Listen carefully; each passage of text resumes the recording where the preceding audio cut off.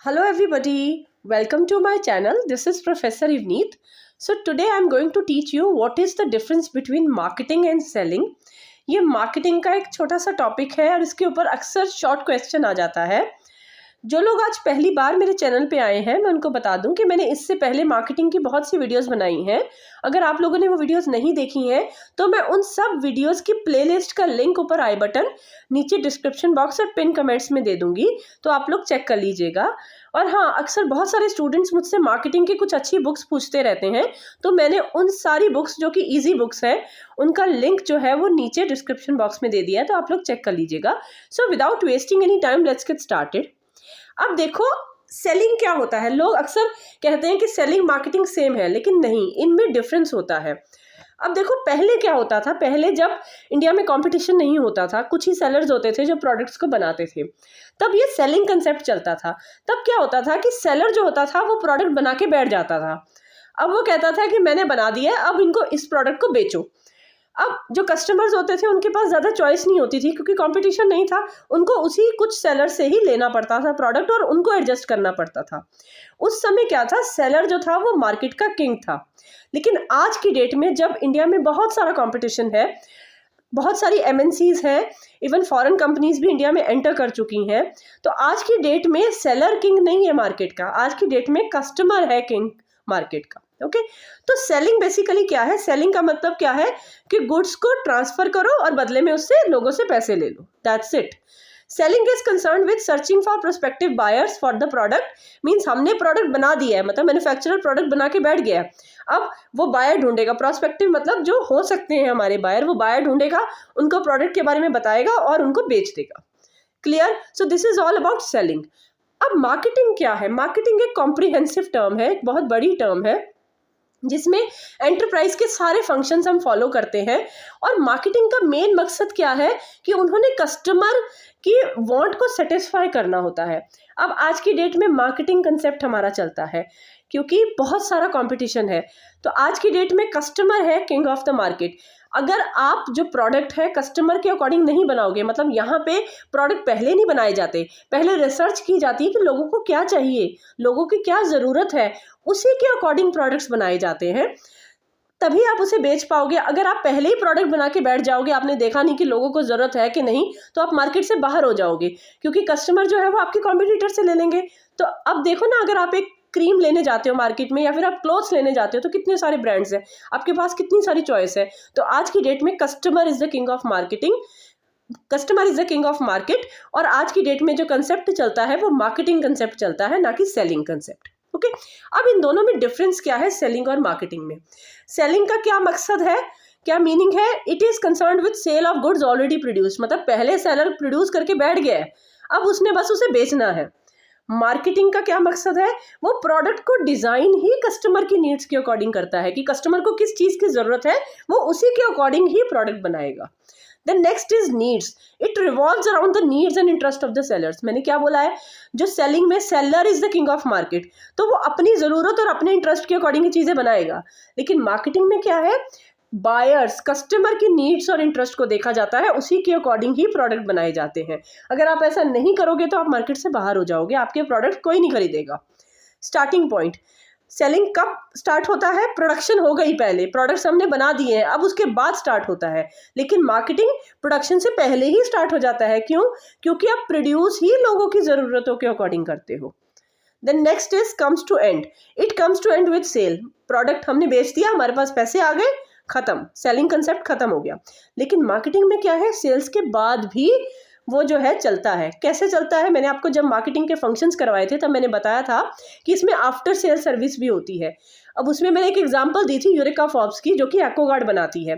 आज की डेट में देखो इंडियन मार्केट में बहुत सारे वाटर प्योरीफायर्स हैं, लेकिन सबसे ज़्यादा एक्वागार्ड क्यों चलता है? क्योंकि उनकी आफ्टर सेल सर्विस बहुत अच्छी है। एक बार अगर कोई दिक्कत हुई, आपने एक कॉल करी, साथ के साथ आपका रिपेयर करने के लिए आ जाते हैं। तो देखो प्राइस में कोई ज़्यादा डिफरेंस नहीं है, बहुत सारे प्रोडक्ट्स में कुछ ही 1-2 हज़ार का ही डिफरेंस है। तो आज की डेट में लोग देखते हैं कि उनकी आफ्टर सेल सर्विस कैसी है, तो वो वही प्रोडक्ट लेते हैं। तो मार्केटिंग जो है वो सेल पे ख़त्म नहीं होता है, वो सेल के बाद भी उसकी चीज़ें चलती है। अब इसमें एक और एग्जांपल देती हूँ मारुति की। मारुति की कार सबसे ज़्यादा इंडिया में बिकती हैं। उनकी आफ्टर सेल सर्विस बहुत अच्छी है। क्यों? देखो, अगर आप पहाड़ों में भी जाओगे तो उनकी सर्विस आपको वहाँ भी मिल जाएगी। अगर कार वहाँ पे ख़राब हो गई तो आपकी इजीली ठीक हो जाएगी, लेकिन किसी और ब्रांड की कार जो है वो थोड़ी मुश्किल होती है वहाँ पे उसकी रिपेयर मिलनी। तो यही चीज़ है कि कौन सा ब्रांड ऐसा है जिसकी आफ्टर सेल सर्विस बहुत अच्छी है, तो आप वही चीज़ लोगे। Then next is term. जो सेलिंग है वो एक नैरो टर्म है, छोटी टर्म है, और जो मार्केटिंग है कॉम्प्रिहेंसिव टर्म है जिसके अंदर सेलिंग इंक्लूड है। प्रॉफिट। सेलिंग जो है वो कैसे प्रॉफिट, सेलिंग कंसेप्ट कैसे प्रॉफिट कमाता है कि सेल्स वॉल्यूम के थ्रू। हमने चीज़ बेच दी, अपना प्रोडक्ट बेच दिया, इतना पैसा आ गया हमारे पास, इतनी सेल हो गई हमारी, तो ये हमारा प्रॉफिट हो गया। मार्केटिंग में प्रॉफिट कैसे कमाया जाता है? Customer satisfaction. उनका मकसद सिर्फ प्रॉफिट कमाना नहीं है, उनका मकसद है कि हमने कस्टमर को सेटिस्फाई करना है। देखो, आप किसी को एक बार चीज़ बेच सकते हो, लेकिन अगर आपने उसे सेटिस्फाई कर दिया तो वो दोबारा दोबारा आपके पास चीज़ दोबारा दोबारा खरीदने आएगा, और साथ के साथ 10 लोगों को और लेके आएगा कि भाई इनका प्रोडक्ट बहुत अच्छा है, इसी कंपनी का, इसी ब्रांड का हम लेंगे।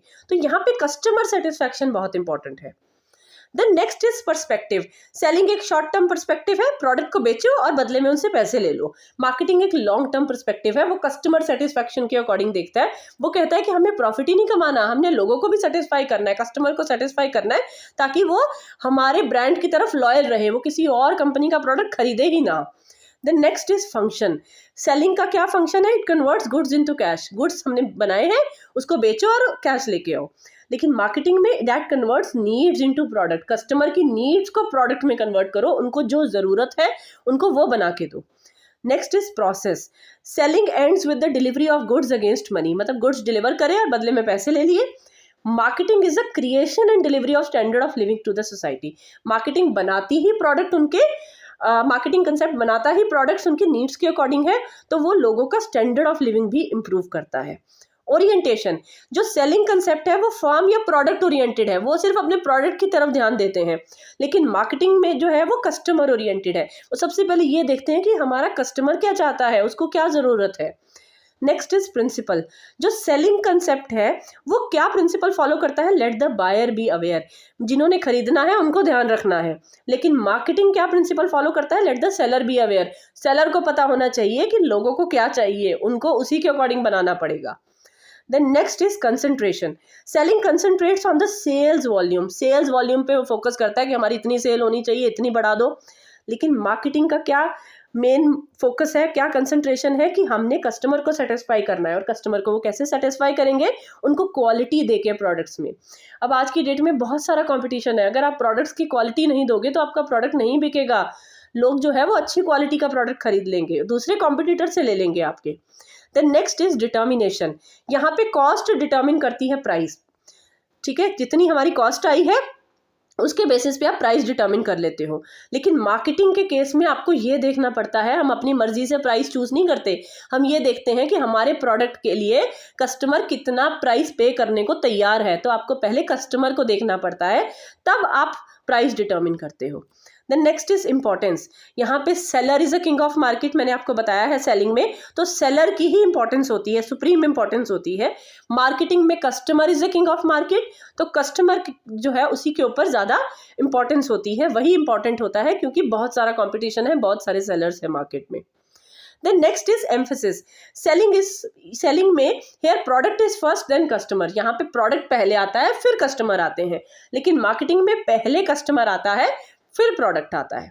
Then scope. Scope of selling is narrow है। सेलिंग की जो स्कोप है वो बहुत छोटी है। सेलिंग एक मार्केटिंग का एक छोटा सा हिस्सा है, लेकिन जो मार्केटिंग है उसकी कंसेप्ट, उसकी स्कोप जो है वो बहुत वाइड है, और मार्केटिंग के अंदर ही सेलिंग इंक्लूड है।